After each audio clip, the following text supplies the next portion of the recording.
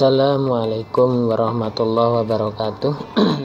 Berjumpa lagi untuk pembacaan sebuah keberhasilan yang ke-46 yang berjudul Menjadi Indah. Sebuah taman yang penuh bunga terlihat indah dan rapi, bersih dan damai di bawah pohon yang rindang. Di saat siang hari tiba bersama keluarga membawa macam-macam makanan dan menggelar tikar begitu bahagianya. Di hari Minggu yang cerah dan juga cuaca yang tidak hujan, keluarga yakin bahwa nanti akan liburan bersama di taman, maka terwujudlah mereka itu. Menjadi indah suasana itu melihat keluarga bisa kumpul. Semoga kita juga bisa berjumpa dengan keluarga besar. Bagi yang masih ada di perantauan, sabarlah dahulu. Nanti akan menemukan bahagia bersama keluarga Anda. Untuk judul yang kedua adalah bikin yang baru. Hal-hal yang baru biasanya diminati orang banyak. Apakah Anda juga memikir seperti begitu? Atau malah tidak sama sekali kepikiran? Sekarang ini produk Android bikin yang baru, kualitas tinggi, harga juga tinggi.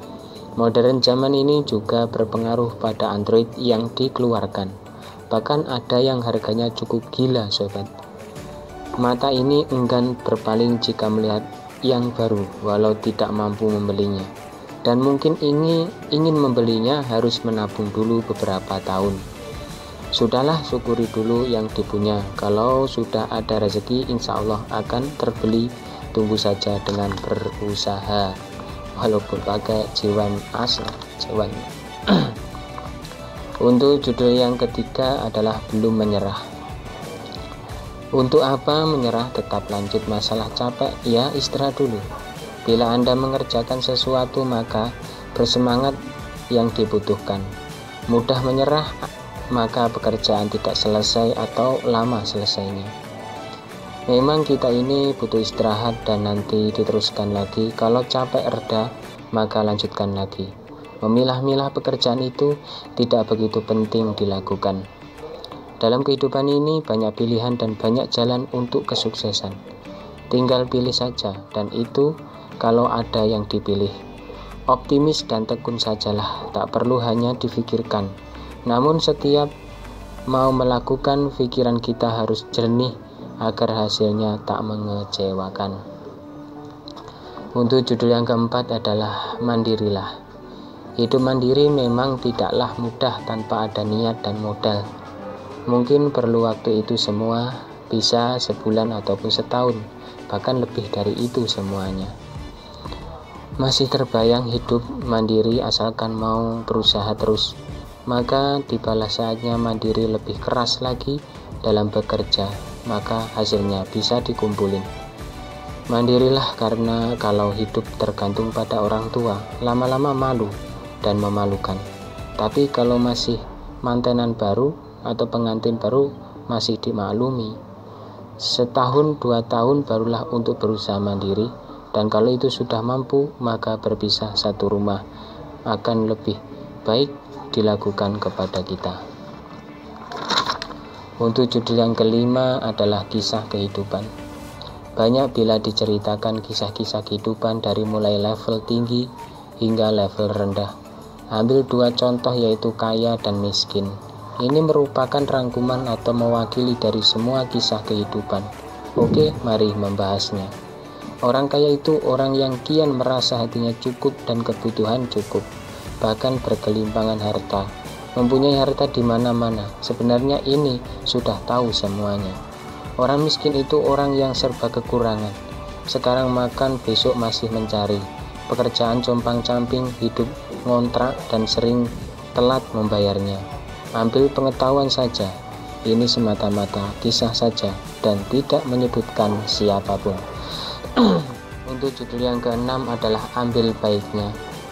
Perlunya menyaring apapun yang kita ketahui atau didengarkan. Tetap ambil baiknya. Seorang dai juga ada humornya, itu pun dengan bahasa yang enak dipahami. Sisi baiknya tentu ada. Sekarang bergaul dengan orang tentu menemukan perbedaan jauh mana grupnya dan kelompok tertentu. Husnudon saja, bila bertemu mereka kita pun tidak tahu isi hatinya dan kebaikannya. Misalnya orang preman dulu waktu masih bujang tak mau diatur-atur, coba setelah menikah, maka uang pun yang mengatur seorang istri.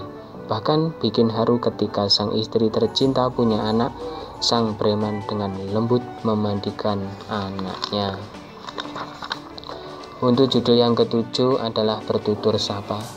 Bertutur sapalah dengan baik walaupun sifatnya kasar dan juga wataknya kasar, setidaknya mau memberikan tuturan terbaiknya. Beda-bedanya orang bertutur sapa itu pun sudah sejak zaman dahulu. Mengapa dengan penuh senyum dan gembira? Begitulah baiknya memang di sisi lain. Ada salah seorang yang dasarnya tidak mau menyapa. Bukan sombong, tapi mungkin males aja nyapa. Mirip Ari bijaksana memang susah. Maka kita usahakan kalau ketemu orang menyapa walaupun tidak kenal sekalipun. Tidak menghususkan cowok ataupun cewek. Buat semuanya alangkah indahnya saling bertutur sapa secara kompak dan bergantian.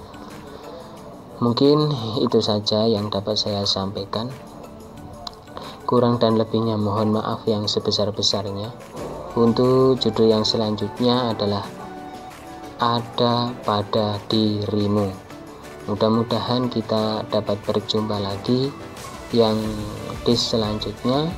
Dari saya, wa'fu minkum, ihdinas siratal mustaqim. Wassalamualaikum warahmatullahi wabarakatuh.